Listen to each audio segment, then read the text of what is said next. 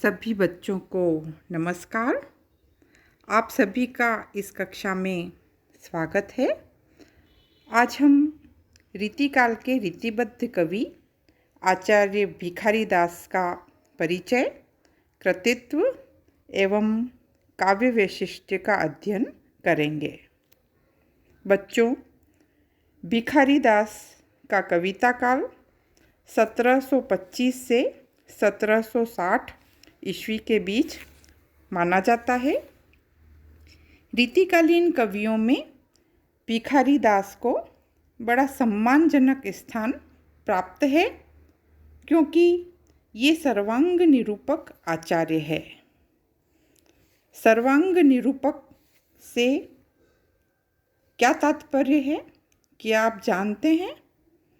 इसका तात्पर्य यह है कि इन्होंने समस्त काव्यांगों जैसे रस, ध्वनि, अलंकार, रीति, काव्य गुण, काव्य दोष, काव्य भाषा, शब्द शक्ति, नायक नायिका भेद, कवि भेद, काव्य रीतियाँ, काव्य हेतु, काव्य प्रयोजन आदि पर मौलिक चिंतन कर लक्षण ग्रंथों की रचना की। रीतिकाल में अपने आचार्यत्व को इन्होंने कई रूपों में सिद्ध किया। इनकी रचनाएं स्वयं इसका प्रमाण है। आलोचकों ने इनकी 7 कृतियों को प्रामाणिक माना है, जिनके नाम इस प्रकार है: रस सारांश, काव्य निर्णय, श्रृंगार निर्णय, छंदोर्णव पिंगल, शब्द नाम कोश, विष्णु पुराण भाषा और शतरंज शतिका। मतीराम का आचार्यत्व प्रारंभ के 4 ग्रंथों में प्रकट हुआ है। इनके ग्रंथ रस सारांश और श्रृंगार निर्णय रस निरूपण और नायिका भेद की दृष्टि से बहुत ही महत्वपूर्ण है।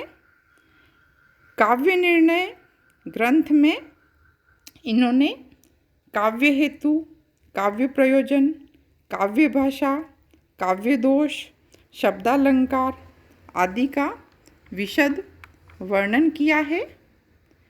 इस रचना से भिखारी दास सर्वांग निरूपक आचार्य सिद्ध होते हैं। छंदों पर विस्तार पूर्वक विवेचना करने की दृष्टि से इनका छंदार्णव पिंगल ग्रंथ अत्यंत महत्वपूर्ण है, क्योंकि इसमें ये संस्कृत, प्राकृत और ब्रिज भाषा में लिखे गए छंदों के आधार पर कई छंदों पर प्रकाश डालते हैं।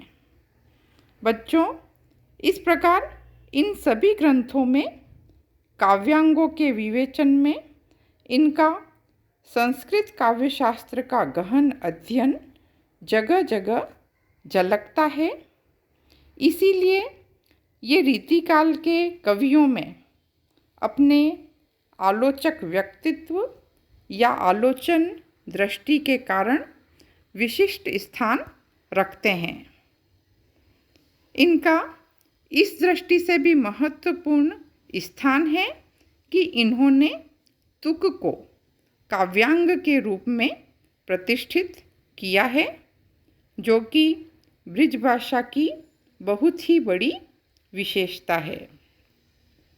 भिखारी दास ने रसध्वनि सिद्धांत की स्थापना की और अपनी काव्य रचनाओं में भी उसकी अनुपालना की। इन्होंने भाषा के संबंध में भी उदार दृष्टिकोण को अपनाया और उसके संस्कृत के तत्सम तद्भव के साथ अरबी फारसी के शब्दों को भी बहुतायत में अपनाया।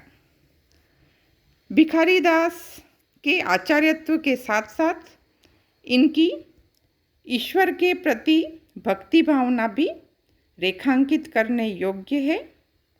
दास्य भक्ति के अनेकों भाव भरे छंद हम इनके काव्य में देख सकते हैं।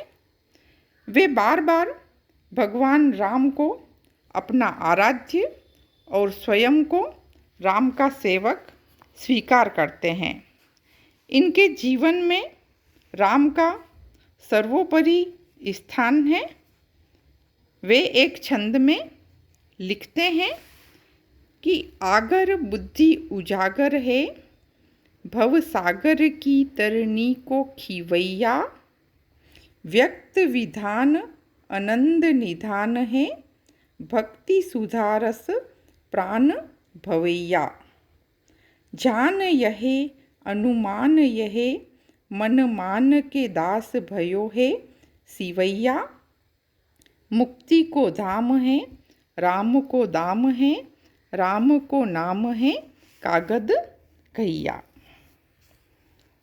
भक्ति भावना के अंतर्गत भिखारी दास केवल राम के प्रति ही अपनी भक्ति भावना को व्यक्त नहीं करते, अपितु भगवान विष्णु, शिव, गणेश, कृष्ण के प्रति भी भक्ति दिखाकर अपनी उदार भावना का परिचय देते हैं। उनकी शिव भक्ति का एक उदाहरण देखिए। वे लिखते हैं कि बाल पे जाके कला निधि है, वो साहिब ताप हमारे हरेगो। अंग में जाके विभूति भरी, वो संपत्ति भोन में भूरी भरेगो। घातक है जो मन भावक को, मन पातक वाही के जार जरे को। दास जो शीस पे गंग धरे रहे, ताकि कृपा कहो कौन तरे को। भिखारी दास के कई छंदों में संसार की निस्सारता, क्षणभंगुरता एवं मिथ्यात्व का बड़ा स्वाभाविक चित्रण हुआ है। इनके कई छंद जब हम पढ़ते हैं तो भक्तिकालीन कवियों की याद हमें आ जाती है। जीव की मोहग्रस्तता का एक उदाहरण यहाँ प्रस्तुत है। वो लिखते हैं कि भूलो फिरे ब्रह्मजाल में जीव, सुख्याल की खाल में फूलो फिरे। भूत जू पाँच लगे मजबूत, सो साँच अबूत कु नाच नचे है। कान में आन रे दास कहो, को नहीं तो तू ही नन में पछिते है। काम के तेज निकाम तये, बिनु राम जपे विश्राम न पये। धन्यवाद।